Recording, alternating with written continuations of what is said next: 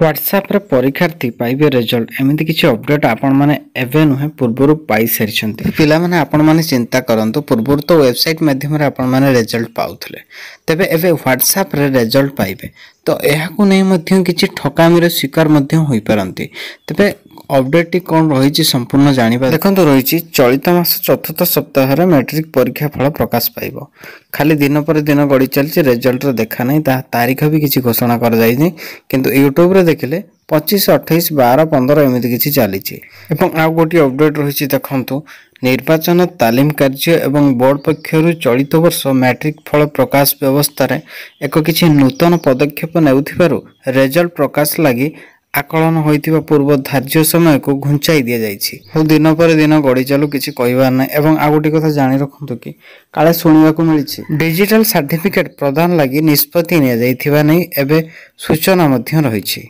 किंबा किछि नुवा स्टाइल रो सर्टिफिकेट आपण मानको मिलिबो अथर सर्टिफिकेट चेंज हो बोली लेट कर जायछि तो आपण मान पाठ पढिबे ना सर्टिफिकेट माने खाली गवर्नमेंट चेंज कर दहतु